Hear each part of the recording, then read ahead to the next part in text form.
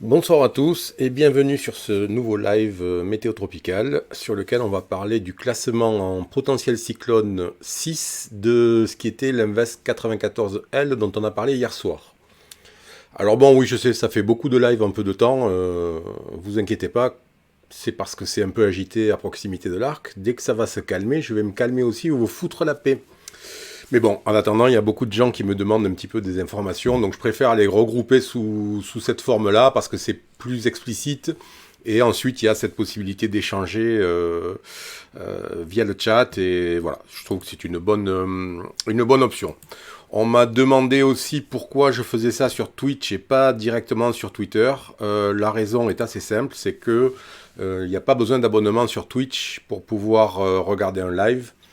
Alors que sur Twitter, c'est un petit peu compliqué. Il y a plein de fenêtres qui viennent s'afficher ou qui proposent de s'abonner en cas de problème. Je sais que beaucoup d'entre vous ne sont pas abonnés à Twitter. Donc voilà. Puis Twitch, de manière générale, c'est bien. Il y a une interactivité sur le chat qui est un peu sympa. Ça permet de gérer à peu près bien les messages. Et puis après, ça me permet aussi de faire un export automatique sur la chaîne YouTube, ce que ne permet pas encore Twitter. Voilà, Twitter n'est pas un outil adapté au streaming comme l'est aujourd'hui Twitch, qui a vraiment dépassé tous ses autres concurrents sur le sujet. Alors je sais que c'est Amazon, je sais que ça crée de la polémique, que c'est une entreprise qui exploite, mais bon, il n'empêche que c'est le système, il est comme ça, on ne peut pas trop y échapper. Donc fin de la parenthèse. Alors on regarde, oui bon ça va, on est presque 200 personnes, donc c'est bien, ça veut dire qu'il y a du monde, qu'il y a des gens intéressés. Je m'en doutais un petit peu, hein, je ne vais pas vous le spoiler longtemps. Vu les demandes que j'ai eues en messagerie privée, je me doutais qu'il allait y avoir un petit peu de monde ce soir. Alors, donc revenons à nos moutons. D'abord, on va parler de la seule bonne nouvelle de la journée, notamment pour la Martinique, puisque à peu près en même temps que le NHC a classé l'Invest 94 en potentiel cyclone, le préfet nous a confinés strictement à partir de demain. Donc c'était la totale aujourd'hui, mais bon, c'est comme ça, c'est la vie. Donc la seule bonne nouvelle, je disais, c'est que la deuxième perturbation qui était l'ancien Invest 93L, que le GFS avait développé de manière assez forte avec une belle tempête sur l'arc antillais, est en train de se dissiper, il sera probablement dissipé d'ici cette nuit. Donc c'est un souci de moins. Donc du coup, on a aujourd'hui sur l'Atlantique, on n'a plus que notre système là à proximité de la Barbade, et pour le moment, c'est un peu plus tranquille derrière, puisque l'autre perturbation qui était au sud du Cap-Vert s'est dissipée, elle, hier. Donc on voit quand même que le sable présent de manière toujours un petit peu importante, alors ça c'est bien limité au niveau de l'arc, on y reviendra tout à l'heure, mais limite quand même toujours bien les velléités de développement des ondes. Alors, pourquoi le NHC a-t-il classé cet Invest en cyclone potentiel alors que il n'est pas organisé aujourd'hui comme une dépression ou une tempête? D'accord, voilà. Alors j'ai expliqué sur Twitter plusieurs fois que en fait le NHC s'est rendu compte il y a 2 ans qu'il y avait un léger problème en fait, c'est-à-dire dans cette zone-là de proximité de l'arc antillais. S'ils attendent le dernier moment pour classer une dépression, une onde en dépression ou en tempête, c'est-à-dire lorsqu'elle a toutes les caractéristiques, je rappelle que pour pouvoir classer en dépression ou en tempête, c'est-à-dire en cyclone, il faut que la circulation des vents soit fermée autour du centre. D'accord ? C'est la définition même du cyclone. Et donc le NHC s'est rendu compte que s'ils attendaient que cette perturbation ait ses caractéristiques, ça limitait potentiellement la possibilité de générer des systèmes d'alerte et de vigilance sur les terres, puisque, admettons que ça se mette, que les caractéristiques s'apparaissent à 3 km des côtes de la Martinique, on avait jusqu'avant une onde en fait, hein, et donc ça passe directement potentiellement en tempête. Donc c'était un peu compliqué, ça faisait une bascule un peu rude pour les États et les autorités des différents territoires pour mettre en place un système d'alerte. Donc ils ont créé depuis, je crois que c'est la 3e année maintenant, le système la classe de cyclone potentiel, qui est en fait, c'est toujours un invest, mais qui a les caractéristiques dans le tracking, et notamment le système d'alerte, qui a toutes les caractéristiques d'une tempête ou d'une dépression. D'ailleurs, on se rend compte que depuis 2 ans, ça remplace quasiment systématiquement le stade de dépression, puisque ça passe en cyclone potentiel, et derrière, la plupart du temps en tempête. Ça fait longtemps qu'on n'a pas vu une dépression être nommée après l'état de cyclone potentiel.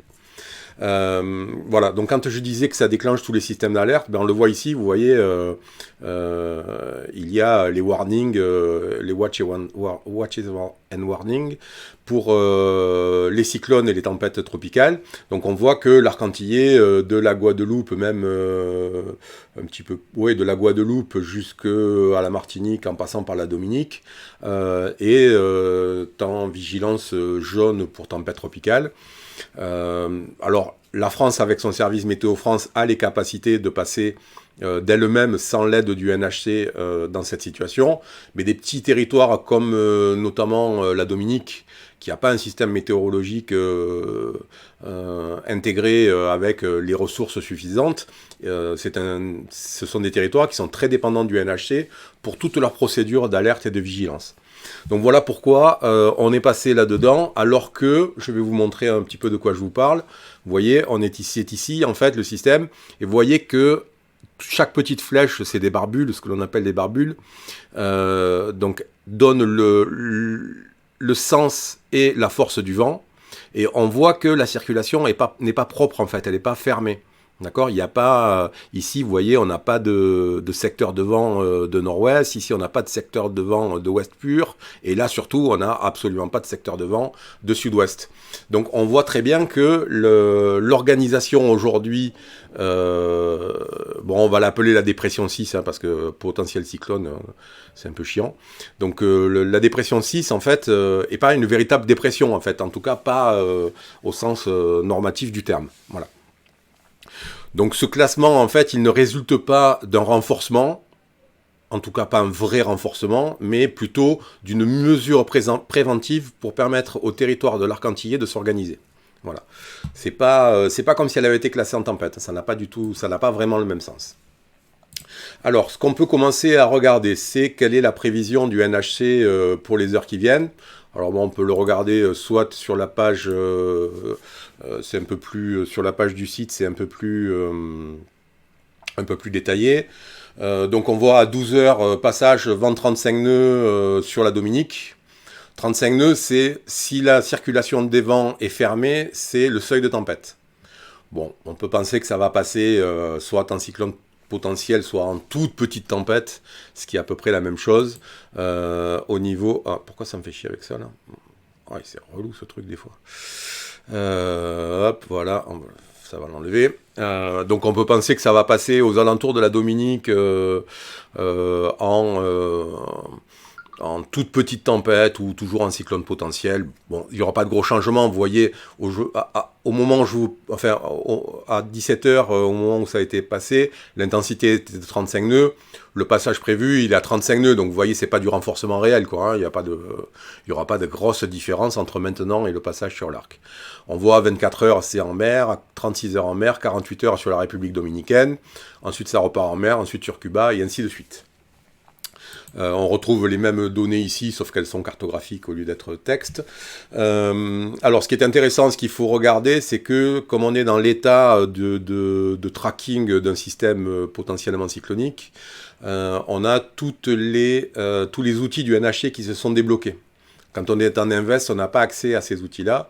Donc, notamment, la probabilité de vitesse de vent, ce qui va être intéressant, puisque donc c'est la probabilité de vent, de force de tempête tropicale, d'accord. Donc vous voyez, le seul territoire sur lequel on est entre 30 et 40%, c'est un petit peu le sud de la Guadeloupe, quoi. C'est les Saintes et le sud de Basse-Terre. Mais c'est 30-40%. Le reste, la Martinique et la Dominique, les îles du Nord, on est entre 5 et 20% de risque d'avoir des vents de force de tempête tropicale. Donc, il faut clairement pas s'affoler, c'est pas un système violent, c'est pas un système qui va faire des gros dégâts, il faut être quand même attentif et vigilant, pas aller sortir pour rien faire quand il y a notamment des gros orages, parce qu'il pourrait y avoir une activité électrique assez forte. Mais après, en dehors de ça, il n'y a pas de quoi clouer des planches sur vos fenêtres et ce genre de joyeuseté, d'accord ?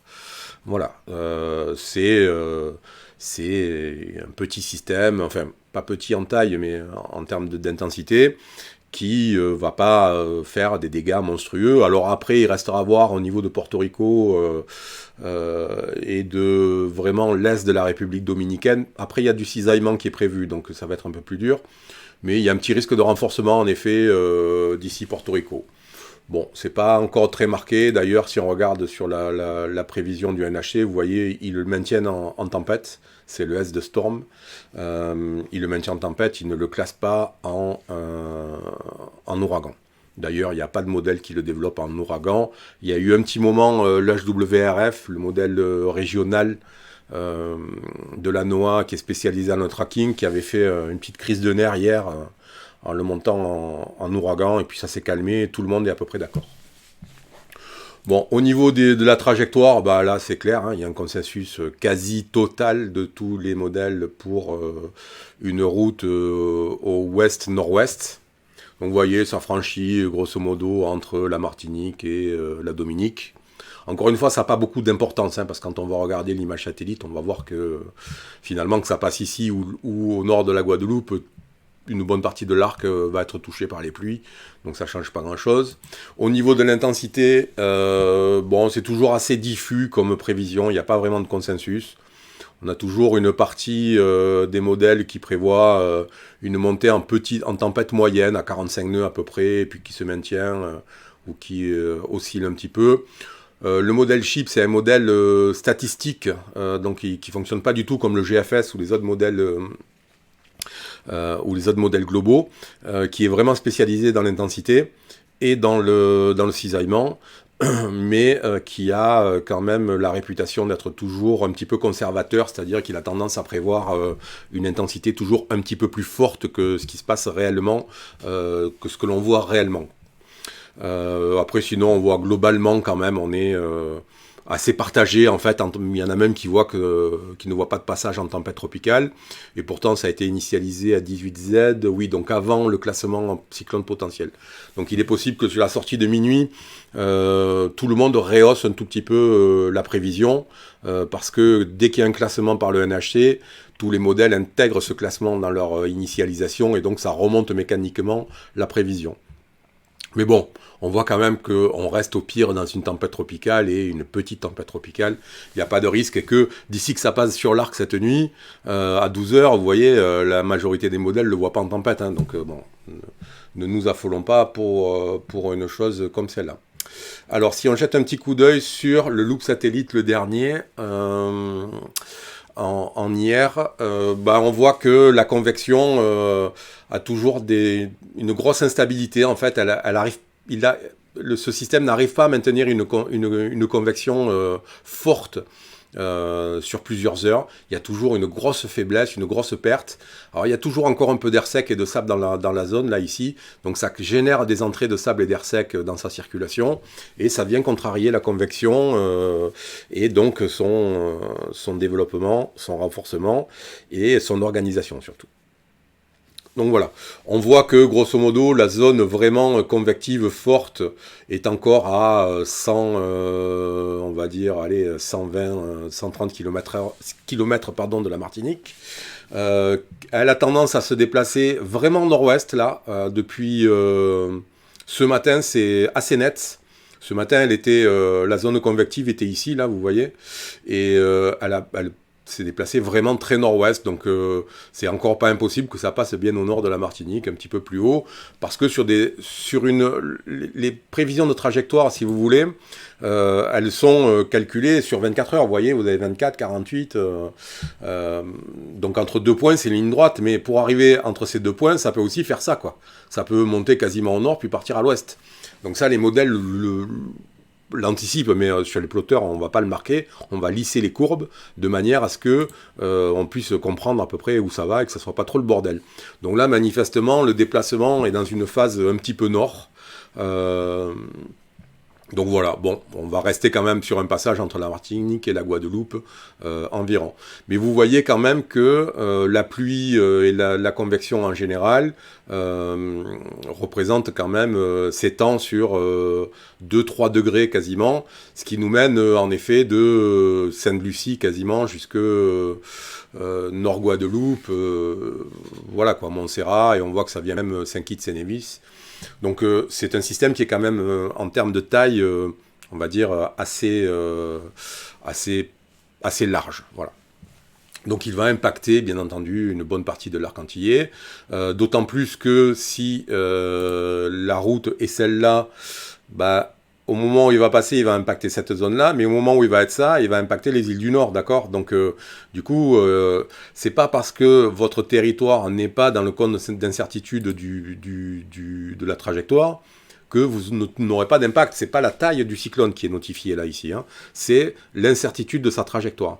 Donc quand il va être ici, vu sa taille et vu que la convection est au nord, les îles du Nord vont toucher à la fois du vent et de la pluie aussi. Donc ça ne vous met pas tout à fait à l'abri des impacts, même s'ils sont quand même plutôt légers. Voilà, alors on va regarder un petit peu le radar maintenant, le radar de Martinique de Météo France.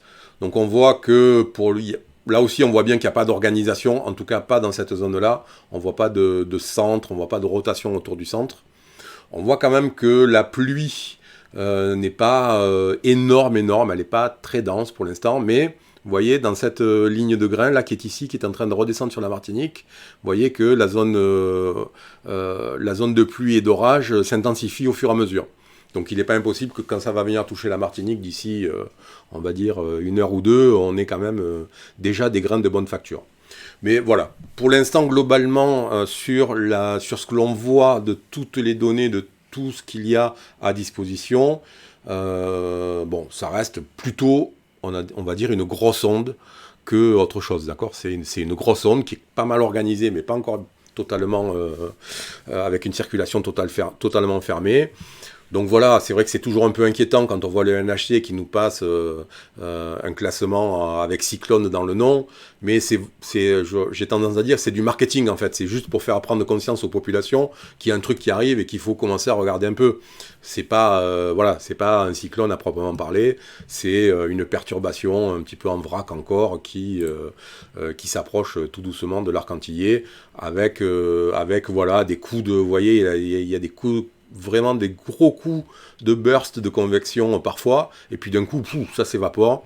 Voilà, c'est comme ça depuis hier en fait, hein. Ça s'est pas vraiment amélioré. Donc voilà, ça va pas faire un live très très long puisque voilà, on a fait un petit peu le tour. Là, on va pas se préoccuper trop des conditions qu'il y a autour parce qu'elles n'ont pas évolué depuis hier.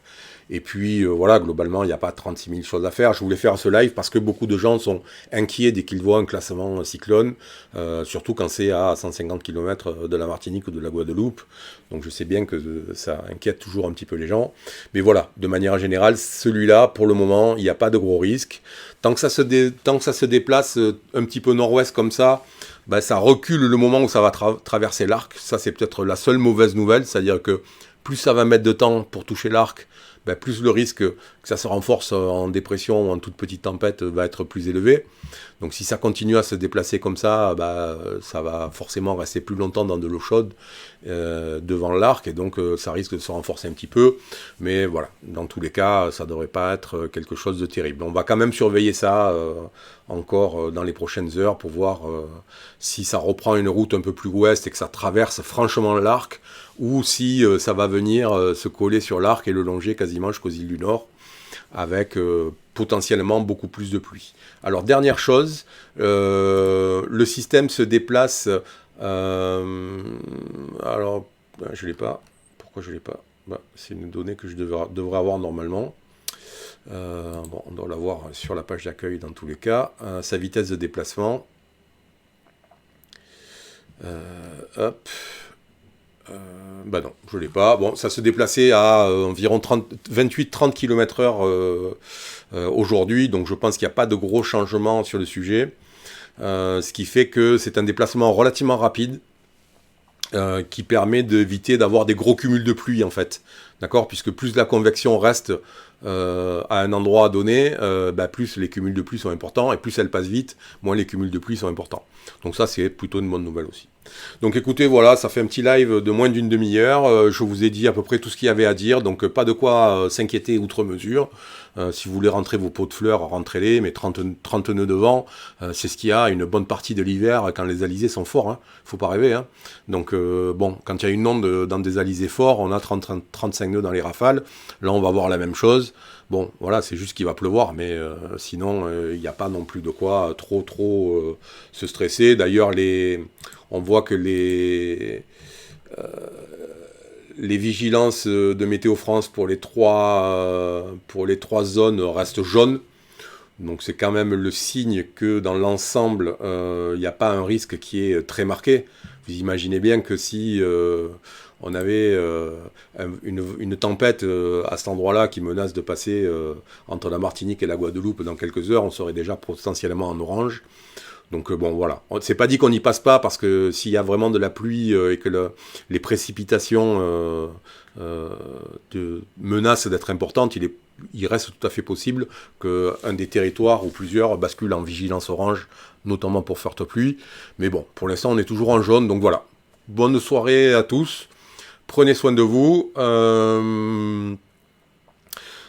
Voilà, ça va passer cette nuit, donc demain matin ça va être quand même bien agité, probablement au niveau entre la Guadeloupe et les îles du Nord. La Martinique demain matin sera probablement en partie sortie des effets, à part un petit peu de la traîne qu'il y a derrière, mais ça sera sorti. Par contre demain, dans la journée, il va y avoir des effets sur la Guadeloupe et encore plus tard sur Saint-Martin. Donc voilà, je vous tiendrai au courant sur Twitter. Donc je vous rappelle que je poste plus sur Facebook les suivis, je les poste sur Twitter pour des raisons que j'ai expliquées hier. C'est plus simple, c'est plus rapide, c'est plus speed en fait, ça permet de poster un petit peu plus de nouvelles régulières sans que ça remonte et que ça se mélange dans le fil d'actualité. Donc voilà, vous pouvez vous abonner sur le compte Twitter, comme je vous l'ai dit, vous l'avez sur le site, vous avez le lien, c'est le petit oiseau ici. C'est très facile pour s'abonner à Twitter, donc voilà, et puis vous trouverez des gens à qui vous abonner, qui vous donneront probablement aussi des infos intéressantes sur des sujets qui vous intéressent. Voilà, je vous souhaite une bonne soirée. Donc moi, il n'y aura pas de live demain parce que je pars à Saint-Martin pour le boulot. Donc demain soir, je serai dans l'avion. Mais par contre, ou mercredi matin, je ne sais plus. Enfin bon, on est deux. Mais bon, si jamais mercredi, il y a quoi que ce soit, ou demain dans la journée, qu'il y a quoi que ce soit, je posterai sur Twitter, puisque je suis à mon bureau et que j'ai la possibilité de maintenir une veille demain toute la journée. Voilà, bonne soirée à vous, bonne nuit, bon courage pour ça, bon courage à ceux qui sont en Martinique et qui vont retomber dans un confinement très très dur. Je crains que pour vous, ceux qui sont en Guadeloupe, ça soit à peu près la même chose assez rapidement, vu que la situation est à peu près la même. Donc voilà, bon courage à tout le monde, bonne soirée, et puis on se retrouve bientôt. Allez, salut!